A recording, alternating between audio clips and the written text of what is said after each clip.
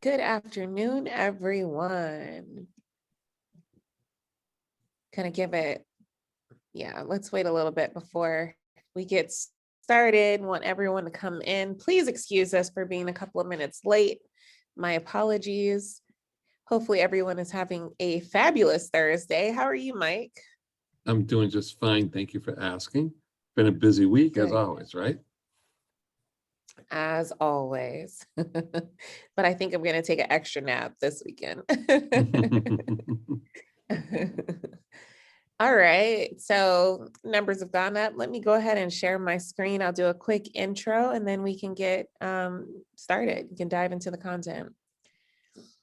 Good afternoon, everyone. My name is Lauren Simpson. I am with the SBDC, or the Small Business Development Center. We're a national program with over 1,000 locations across the country, and we offer no-cost services to local small businesses. And so we're able to offer our services to you for free because your tax dollars have already taken care of our fees. For the Los Angeles network, we represent the Los Angeles, Santa Barbara, and Ventura counties. And you can see those our center locations, on the map in front of you. You'll see that we're as far out as Santa Clarita, over to Pasadena and beyond, all the way down to Long Beach. And so if you're in any of those counties, again, Santa Barbara, Los Angeles, or Ventura, please be sure to get in contact with us. You'll want to do so because we offer no-cost business advising. And so you're able to meet one-on-one via Zoom with one of our business experts. We call them business advisors. You can meet with people versed on topics of marketing, finance, taxes, business planning, licensing and permitting.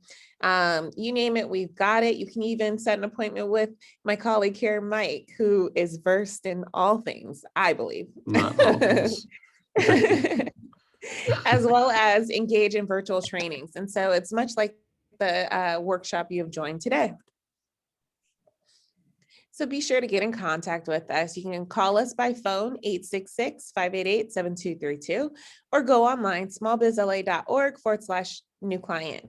If you have reached us outside of our service area, so again, Los Angeles, Santa Barbara, or Ventura counties, please go to americassbdc.org/find your SBDC to find a center closest to you.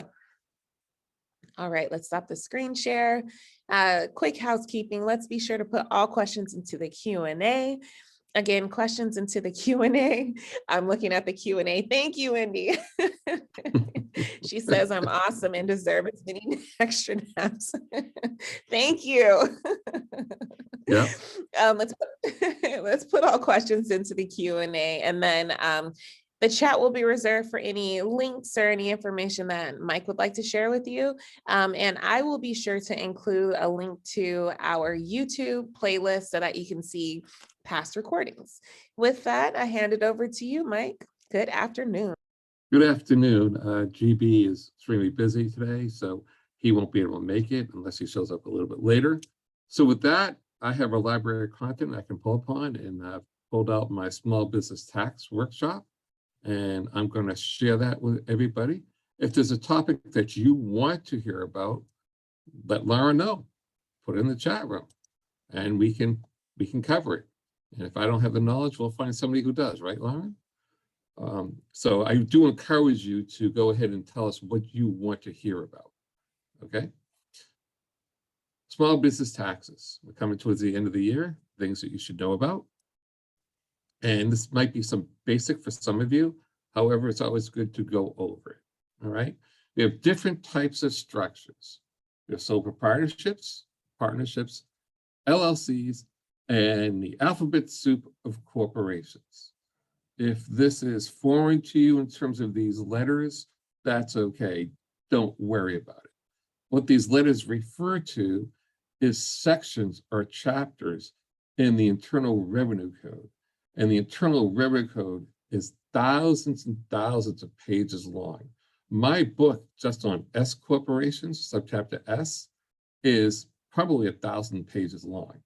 C Corps is even longer. So what we try to do, what tax professionals try to do with CPAs, and I'm not a tax professional, happen to know a lot about it, is distill this down so it's understandable for those of us who actually are running these corporations. Obviously, these codes were put in place by lawyers and by politicians, some of whom may have run businesses, but oftentimes the regulations are hard to understand. So I'm going to go through some of this with all of you today. Now, please keep in mind that if you have a partnership or an LLC or a corporation that has elected subchapter S tax treatment, or a partnership that has made that same election, or an LLC that has made that same election, you're pass-through entities. I believe everybody understands that at this point, but if you don't, talk to us. We'll help you through it. So the profit and loss from the business flows directly to your personal tax return. There's a fee, I'm sure you're all aware of it, to be paid to the state of California for the privilege of doing business in the state of California when you have an entity. That fee is not an income tax. That fee is a franchise fee. The state of California is giving you a franchise in order to operate in the state of California. So don't confuse the two. Although it seems as if it's a tax, it is not. It's a franchise fee. Let me continue on from there. So one of the questions that often comes up is, can I take a deduction if I'm involved in some sort of part-time activity where I'm generating some revenue?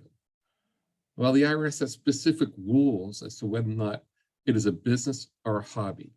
And if you're having trouble understanding whether or not you're engaged in a hobby or a business, talk to someone.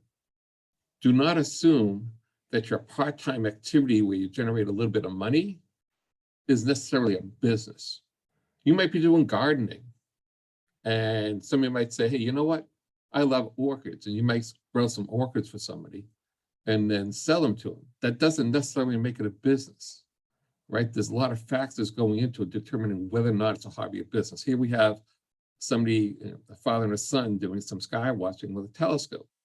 Or maybe the father and the son get into acquiring some components to make telescopes, and maybe they say, you know what? I'll sell a few of those things to my friends because they're into it. Well, that's a business. That's a hobby, not a business, okay? If they're actually going out there and selling these telescopes to a large and wide audience with the intent of making a profit over long term, then that's a business. And it's important to understand it. So there's all sorts of factors in determining whether or not it's a hobby or a business. A hobby is done for recreation or pleasure. If you're running a studio, maybe a martial arts studio, and you're taking some income in to help pay the rent, that may or may not be a business depending upon your intent. Are you truly intent on making a profit? So the business must be done in a business-like manner. You have to keep good books and records, as we keep talking about. Do you intend to make it profitable? It depends on the income. So if you're taking losses, year after year after year, and you're writing them off for your part-time activity, the IRS might say, you know what? No, that's really just a hobby. Now, you might have heard, well, it's 3 years or 5 years. No, it's not that hard and fast. There might be businesses where you're taking a loss over 5, 6 years, depending upon how much capital intensive expenses you have associated with that business, or depending on how much time it takes to break into the industry. It might be a long lead time to develop something. So it's not necessarily based upon how many years of losses you have. The question is, are you engaging in a business-like manner, and do you have an intent to earn a profit? By the way, one of the ways to determine this, did you go get a business license? Did you follow the formalities associated with setting up a business? Have you established an entity? Have you got a seller's permit if you're selling product? Those are legal formalities which are required in order to conduct business in the state of California.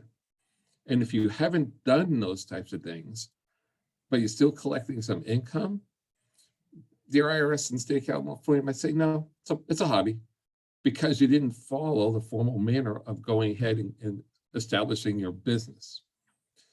Now, are the losses due to circumstances beyond your control, which is normal when you're in a startup phase, right?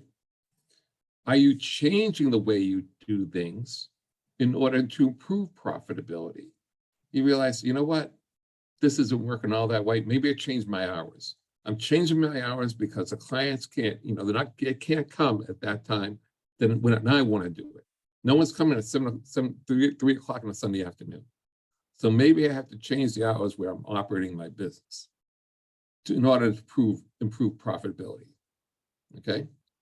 Do you have specific knowledge to carry on the activity as a successful business? Were you successful in making a profit in similar activities? Maybe you were running a business previously, you shut it down, took a break, you came back to it. Maybe you took a break because of the pandemic. That happened quite a bit. But were you making a profit before the pandemic? Okay, you were. These are all the things the IRS is going to look at. Now, is the activity making a profit in some years? Okay, it is. How much profit is it making? And do you expect to make a profit from the appreciation of assets? So you go off and buy some equipment for your studio with the anticipation that you're going to make a profit in the future by leveraging that equipment. Maybe you're a DJ and you're working at night. Is it a hobby? Well, are you doing it for pleasure just because you like it? Or do you have a contract in place with the facility? Are you billing the facility, even if they're paying you that night? Do you have a business account set up? Are you running the expenses of that business account? Are you seeking to increase your pricing and market yourself as a DJ throughout the community?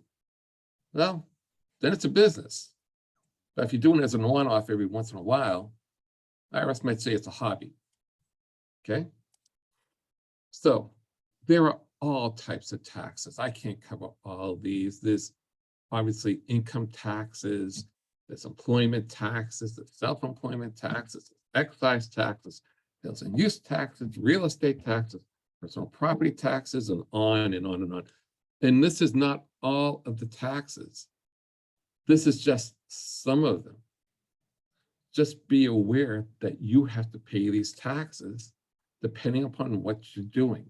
If you don't have employees, then you don't have to worry about employment taxes. If you're not selling off equipment, then maybe you don't have to worry about capital gains taxes. If you're not taking a dividend as a shareholder in a C corporation, or you're not taking a distribution from an LLC, then maybe you don't have to worry about those types of taxes. But certainly be aware of what taxes you do have to pay. And if you need help with that, you should be contacting your tax preparer. That's why they get paid. Don't listen to friends. You always go to a professional source when you have questions. We hear it too many times. My friend did this, or somebody in the business did that. My response is, I don't know your friend. I don't know what someone did or didn't do. My response is always go to a professional source that's knowledgeable about the topic and get it directly from them as to how you should conduct your business. Don't go by rumor, don't go by speculation. So there are different forms that need to be filed depending upon the type of entity or structure that you have. For those who are conducting sole proprietorships, where you haven't established an entity, you might have registered a DBA. A DBA is not establishing a structure, but you've registered a DBA, then you are filing a Schedule C with the federal government at the end of the year. Keeping in mind, you're supposed to be making payments along the way because we're on a pay-as-you-go system at a minimum on a quarterly basis, okay?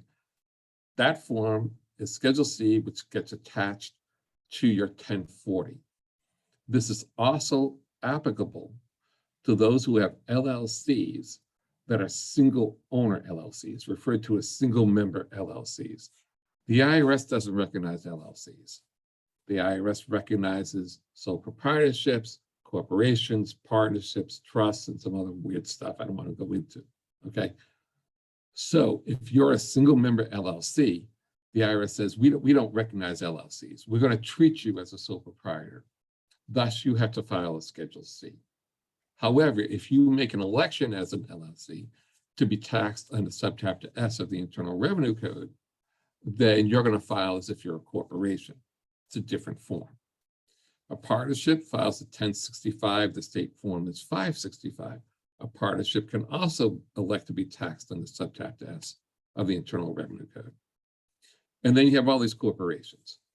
Now, the default status, if you set up a general stock corporation with the state of California, is that of a C corporation. Remember, IRS establishes tax structure, not the state of California.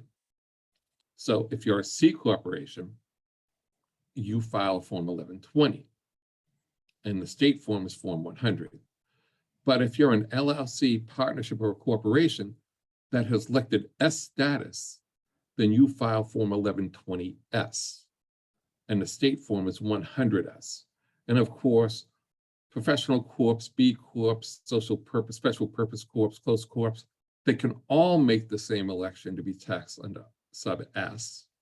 And if they do, they file the same form, which is 1120S. But if they don't, then they file Form 1120. And the state form is either 100 or 100S. Nonprofits file 990s, and the state form is 109. And there's different flavors of 990s. There's EZs, PFs, or Ns. And then they have the LLCs. So single member LLCs are taxed as sole proprietors, so long as they didn't elect sub S election. Therefore, they're going to file a 1040 Schedule C. However, if you set up an LLC and you have more than one member, it's a multi-member LLC, the IRS default status is that of a partnership. Thus, you file a 1065 and a 565 with the state. And of course, if you elect sub S treatment, then it's Form 1120S or 100S. Now, before I go any further, let me see if there's any questions. I'm not going to address loans today. Please see an advisor, Yeltsin, because this workshop is meant to cover small business taxes. There is a recording, Daisy, and that is available at our YouTube channel. Perhaps Laura will put that in the chat room. And I am talking about S corporation taxes right now, Estefania, okay? So when you have an S corporation, you are required to take a reasonable salary. If you make that election, whether or not you're an LLC or a partnership or a corporation, and you are required to take a reasonable salary. A reasonable salary is what you would pay somebody else to do the same job. And when you pay yourself a reasonable salary, you have to do a salary survey. You can't just say, I think it's X. If the IRS determines that your salary, your W-2 salary from your entity is appropriate, you're fine, because you're going to be paying, actually your entity will be paying half of the payroll taxes into Social Security and Medicare. And then you as an individual, because you're going to get a W-2, will be paying into Social Security and Medicare, as well as ordinary income taxes. Any amount left over when you have S status, after you pay yourself a salary, is taxed at a lower rate. So your net effective tax rate may be lower if you elect sub S. However, there's always a trade-off. If you don't elect sub S and you're an LLC, then you have to pay all the income, tax liability for all the income generated from that business. You have to pay self-employment taxes, plus ordinary income taxes. Thus, you're paying more into Social Security. So when you go to collect Social Security, if you're an LLC and you have like sub S tax treatment, if you haven't selected sub S tax treatment, the amount of money you receive out of Social Security may be greater than if you have an LLC that has elected sub S tax treatment, because you will have paid more into Social Security. There's always a trade-off. Now, there is a difference between accrual and cash. Cash businesses is what we normally see. Your expenses are recorded as you pay the money out. That's what a cash business is. And your revenue is recorded as you receive the money. With an accrual, that's not the case. With accrual, your income is recorded when you have a bill sent out to a customer or client. Doesn't matter when you get paid. It's when you submit an invoice or a billing to the customer or client. And expenses are recorded not when you pay them, but when you become obligated to make the payment. For example, when you take receipt of something, that means that you've been obligated to pay for whatever that is, whether it's a service or a product, as long as you put the order in with the vendor. And that is when you record the expense. It's not when you actually pay it.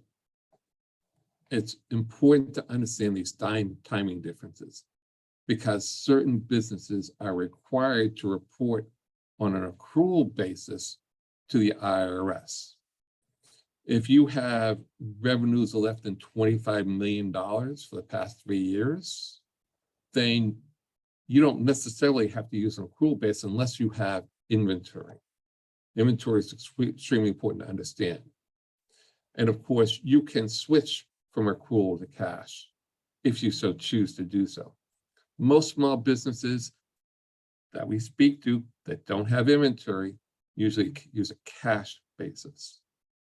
However, accrual accounting is more accurate, as you're actually recording the obligation as it's incurred, or recording the revenue as it's incurred, as opposed to recording it. Maybe you get paid 20 days later after you bill someone. And in that situation, you'd be recording the revenue when you receive it. However, it's really been obligated to you when you bill them. And that is when the revenue should be recorded if you're on an accrual basis. So California has more than, well, these are income taxes. There's other taxes too, right? There's a corporate tax, you have a corporation. There's a franchise tax fee if you have an LLC. And there's something called AMT. I'm not going to go into alternative minimum tax, but keep in mind that these are income taxes. There's all a bunch of other taxes you have to worry about too. The C corporation income tax rate is on the screen. 8.84%. The federal rate is 21%. So the total rate paid against net income for taxes, if you're a C Corp in California, is almost 30%. This is not your personal tax rate, because you'll be receiving a W-2 if you're an active owner in the business, and you have to pay taxes against your W-2. So here we have an example of a company that has generated $300,000 in taxable income. You take 8.84% against that, the California income tax is $26,520. And then there's the federal income tax imposed upon the C corporation at 21%. So that tax liability is $63,000. So the total tax liability against $300,000 in taxable income for a C Corp is approximately $90,000. This is why when people come to see us, the vast majority of time, we say, if you're going to form a corporation, that's great. Professional corporation, awesome. But always elect subchapter as tax treatment, because it doesn't come anywhere close to these rates. It's taxed at your personal level. It's not taxed at the corporate level. And then at the personal level, when you take money out of the business, that's called double taxation. So here's an example. If you have elected subchapter as tax treatment, whether or not you're an LLC, partnership, or corporation, same amount in taxable income, $300,000. California imposes actually a fee of 1.5% of net income. That comes to $4,500. There's no federal income tax paid. Thus, there's a significant difference in the amount that the corporation has to pay, or the LLC, the partnership, to the state of California if they elect subchapter S treatment versus they leave it as a default status as a C corporation. We're talking about almost $90,000 versus $4,500. This slide is incorrect, and I'll show you a different slide. If you have an LLC in the state of California and you have not elected subchapter as tax treatment, the minimum payment made to the state of California for the privilege of doing business in the state of California is $800. You could lose $1 million, $10 million, it doesn't matter. You have to make that minimum payment. But when you get to $250,000 to $500,000, that fee goes to $900. And then it steps up there up to $11,790. So as you step up in gross receipts, not net income, gross receipts, the fee paid to the state of California steps up if you have an LLC that has not elected subchapter as tax treatment. Now, in the first year of formation, this is now waived. So if you form an LLC in 2022, you don't have to pay this until 2023 and from then on. The cost to form an LLC payable to the state of California, Secretary of State, is $70. And then there's $20 for the filing of a statement of information due within 90 days from the formation of the entity. And then for an LLC, that statement of information is due every 2 years. And for a corporation, it is due every year. Be mindful of these dates. If you fail to meet these dates, the fee goes to $250. If you continue to fail to make the payment or file the statement, the state can suspend your entity. And if you still operate, technically you'd be operating illegally in the state. So just be mindful of fees and pay them on time. Let me go back to here. So I showed you what the fees were for LLCs. So we're on a pay-as-you-go system. When you work for a corporation or a company, the money from your payroll check, there's a deduction column, and the payroll taxes go from the company to the IRS and the federal government. And the company is paying half of your Social Security and Medicare, and you pay the other half. However, when you work for yourself as a sole proprietor or as an active owner in a business, then you are responsible for paying at a minimum quarterly. Now, if you have elected subchapter as tax treatment, you're going to have to put yourself on payroll anyway, and it's taken care of that way. But if you're an LLC or a sole proprietor and you have not elected subchapter as tax treatment, then you have to file quarterly an estimated tax return with the IRS in the state of California. There was one due on September 15th. So it's April 15th, June 15th, September 15th, and January 15th. If you don't do this, the state of California and the federal government can come in and charge you an underpayment penalty and interest.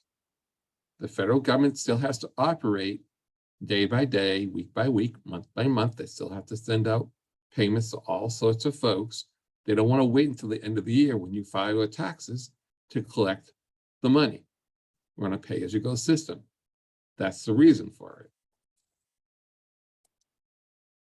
Now, when do you have to use accrual? Well, it's compulsory if you're a C corporation. If your average gross revenue is greater than $5 million per year, if there's any customer credits, any purchases on credits, if you're buying goods for resale, if you're selling merchandise, inventory. Basically, if you have inventory and merchandise, you should be on an accrual basis. That's what this is coming down to. Okay.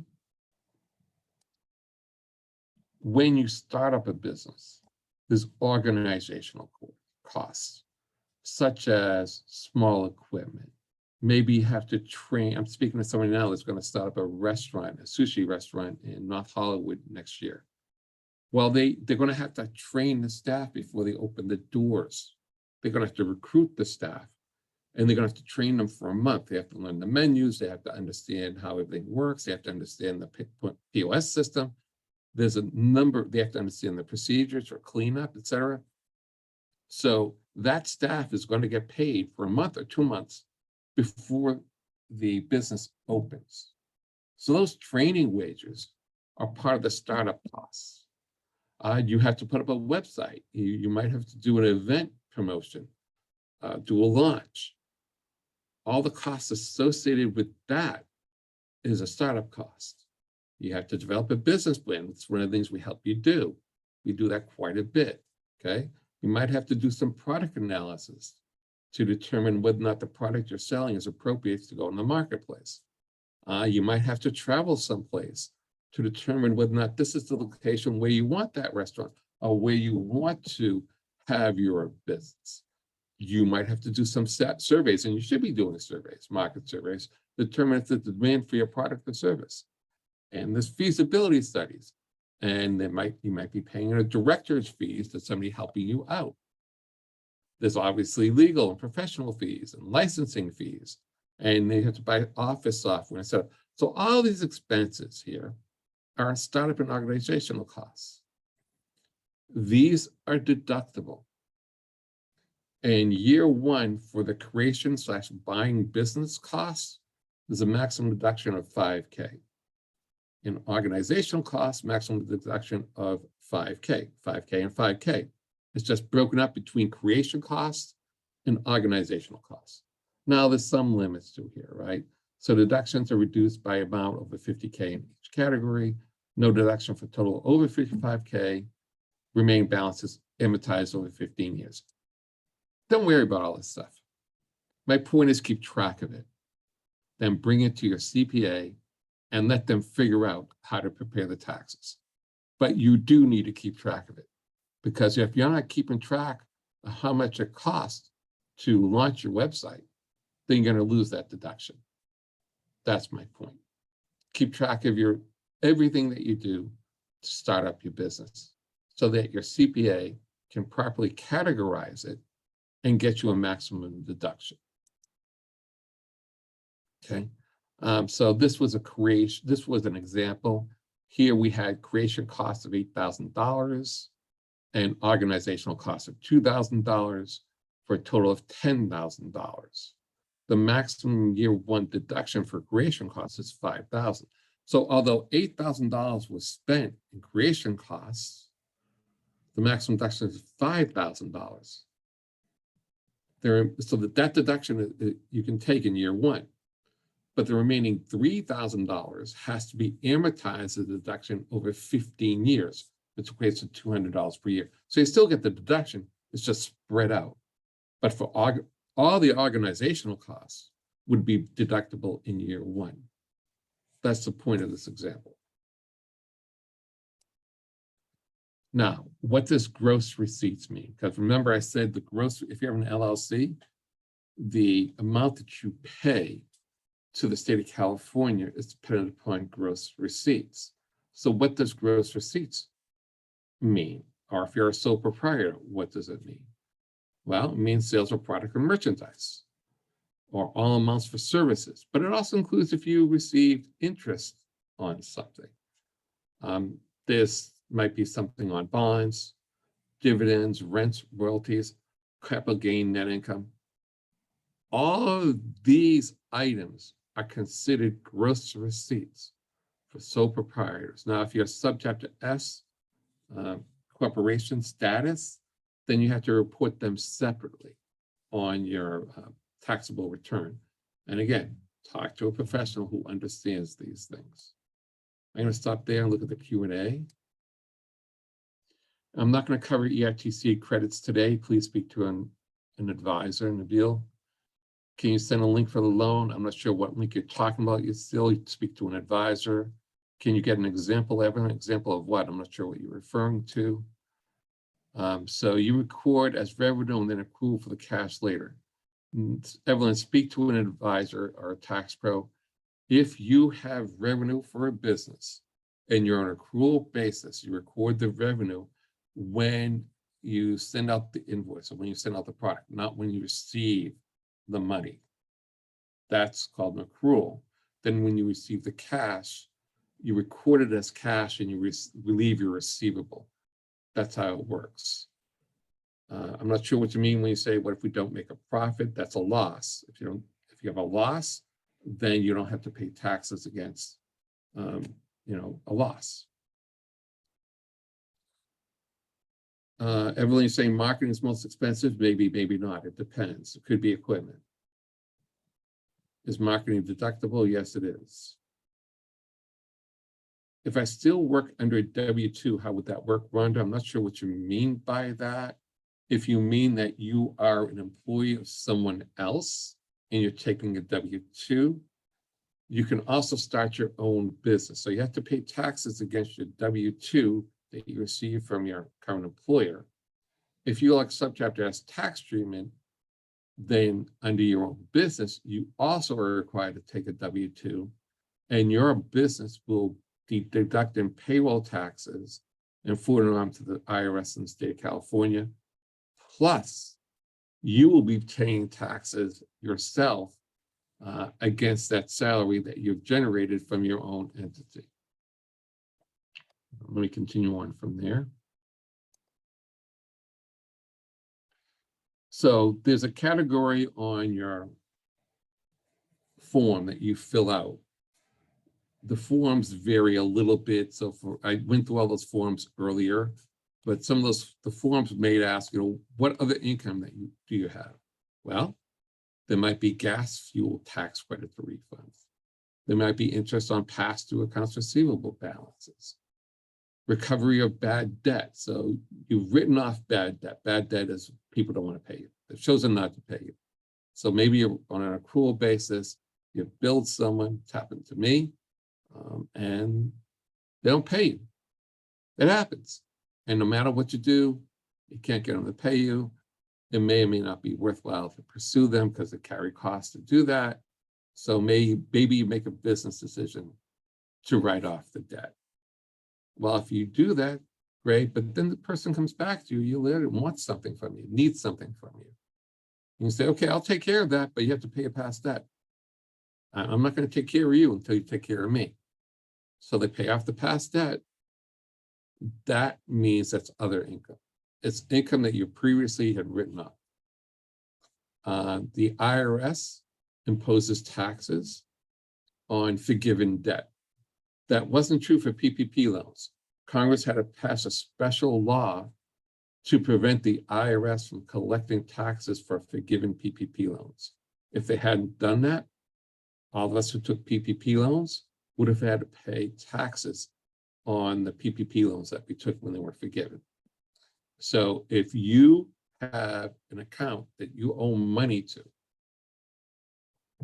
and that organization, that company, that person says, okay, you've paid me enough. I realize you're in tough times. In the midst of a pandemic, I'm good. You don't have to pay me anymore. Or you do a settlement. You don't have to pay me anymore. You're not off the hook because the IRS considers that forgiven debt. And as forgiven debt, you have to pay taxes against it.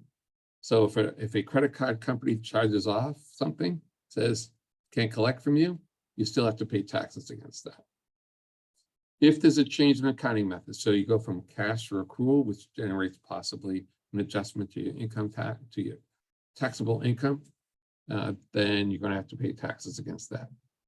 If you have income, maybe you have multiple entities, right? Maybe the business is part owner in a different business. So if there's income from ownership of other entities, that goes to other income. And all other income not reported elsewhere.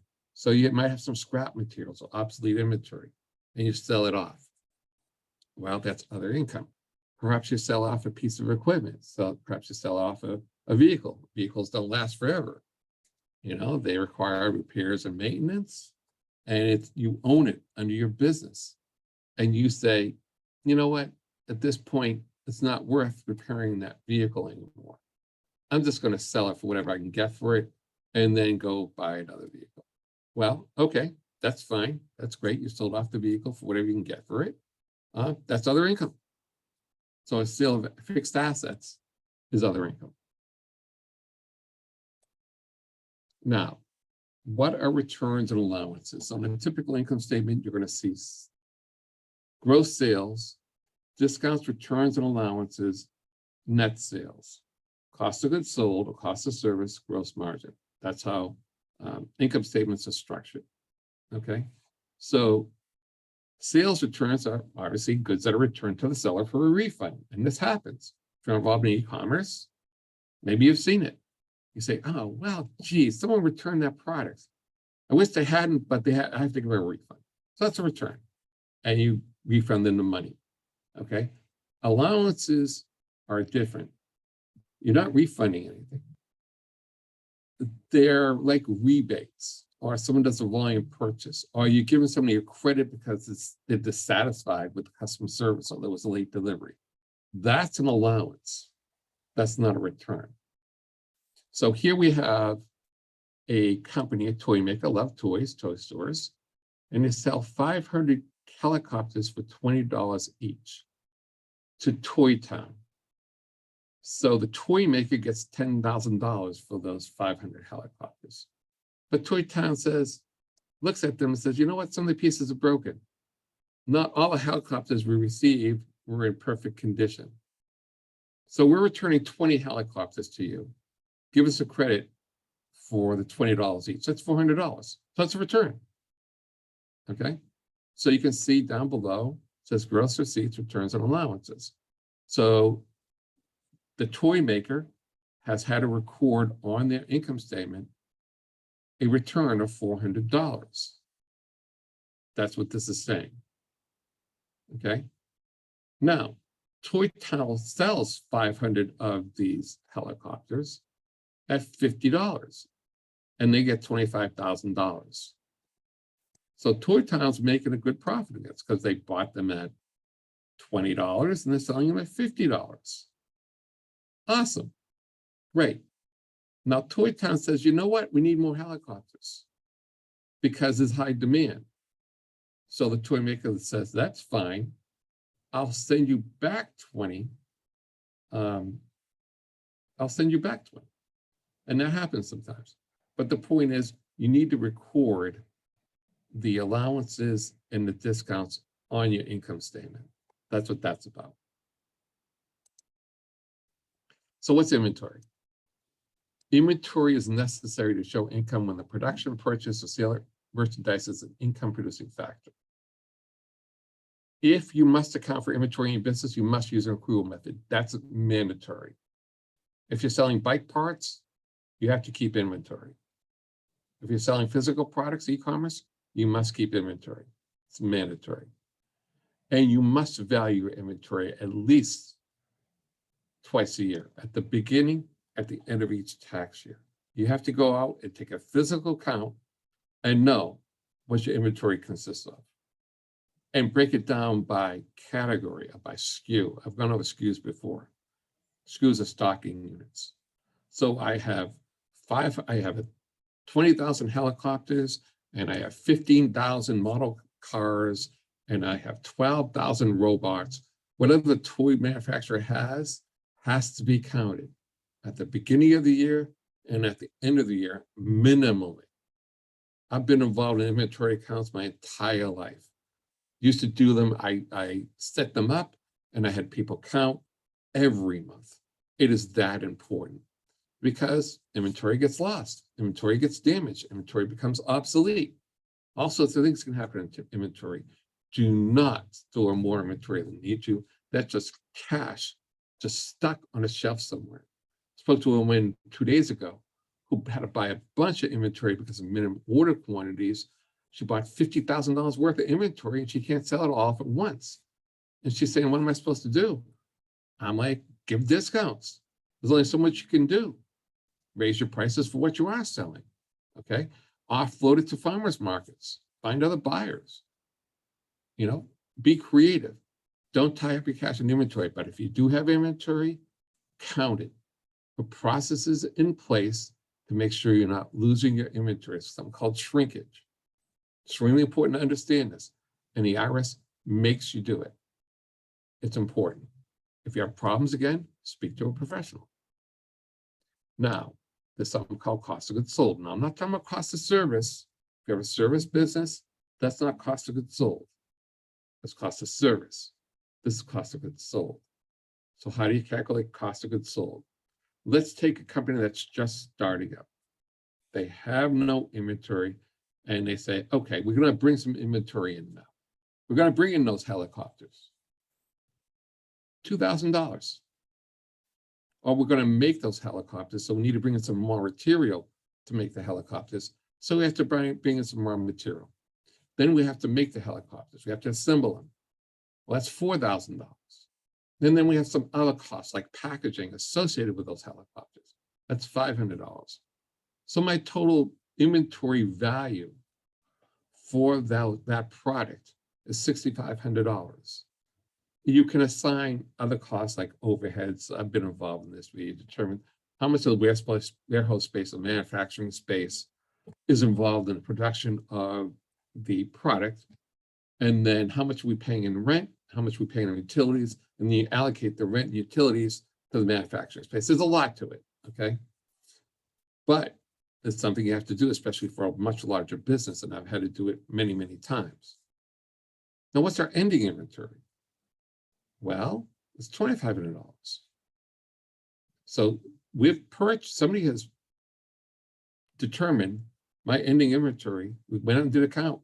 It's $2,500. So that means our cost of goods sold is $4,000. $6,500 less $2,500. It's $4,000. That's my cost of goods sold. So on the income statement, the sales of X, cost of goods sold of $4,000, net sales. That's how it works. So what do you include in inventory? Well, stock and trade merchandise. Like I said, raw materials, work in process. There's materials that go through, that might be a manufacturing plant where you're doing assembly or making something. You still have to count what's in process. That's work in process. Finished goods. Now, most people that we speak to aren't necessarily making stuff. They'll buy product and resell it. Well, if you're buying product, that's raw materials or raw goods or stock and trade. And if you're reselling it, well, you might have to stock it for a while, then resell it. And that is finished products, so stock and trade. So what's included in there, supplies that become a part of the item for sale. Purchase merchandise. So if you go out and buy stuff to resell it, so long as title has passed to you, whether or not you have received it, that's your inventory. Goods under contract for sale, that's inventory. If you have something out on consignment, that's inventory. If you have goods out in display rooms or booths, that's inventory. If you sold inventory by mail, but the title hasn't passed yet, that's inventory. Containers, kegs, bottles, and cases, if the title hasn't passed, has not passed, that's inventory. Know what goes into inventory. It's extremely important to understanding your numbers.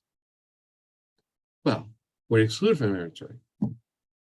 Well, if the goods have been sold, that means the title has passed, then you don't count it. If you have goods consigned to you, it means you're holding product for someone else, but you don't own it, you don't have to count it in inventory. If somebody has ordered from future delivery and the title is passed, you don't have to count it as inventory. You don't count into inventory fixed assets like land, buildings, equipment. You don't count receivables, and those receivables count receivables. You don't count in any real estate, and no supplies that do not become physically part of the item for sale. Okay, you don't count that as inventory. Now, if you're a small business taxpayer, you may choose not to keep inventory. However, it's a bad idea. You should always count your inventory. And you need to use a method of accounting that clearly reflects income. So you might as well just count it. Okay, that's what makes sense. If you choose not to keep an inventory, you'll not be treated as failing to clearly reflect income if your method of accounting for inventory treats inventory as non-incidental material. That hardly ever happens, okay? Because you're in the process of buying and reselling product. And if you are, just keep the inventory, keep the count, understand what you have. You should be doing it anyway. Now, we're moving on to other expenses. We're moving away from inventory. So on an income statement, you're going to see sales, cost of sales, net income, gross margin. Then you're going to see a bunch of expenses. Deductions. Here's various deductions you can be taking a look at. Advertising. It's a big one. There's broadcast media, there's print media, there's social media, there's television, radio, etc. Direct marketing, email, newsletters, all the marketing expenses. Advertising expenses are deductible. What's not allowable, it costs out of primary personal, like wedding invitations to clients. You can't write that off, sorry. Can't do personal hobbies, like sports events, can't write that off. R&D costs cannot be deducted as advertising costs. Political contributions, big one. Biden's in town, he's in West LA, and then he's going to a fundraiser in Brentwood today, then down in Orange County. Those contributions are not deductible to him, okay? Selling costs are not advertising costs. They're costs, but they're not advertising costs. They're still deductible. Permanent signage is not an advertising expense. It's a fixed asset, okay? Help wanted ads are deductible, but not as advertising. And we continue on from here. Current truck expenses. This is the #1 audited item from the IRS, the deductions for mileage. Keep a log, just do it, okay? I think the rate has changed now. It's not 57.5. I think they dropped it for this year. I don't remember the exact number. But if you don't keep a log, you don't take the standard rate, then you must keep an actual log of all the expenses associated with that vehicle or rolling stock. Do it.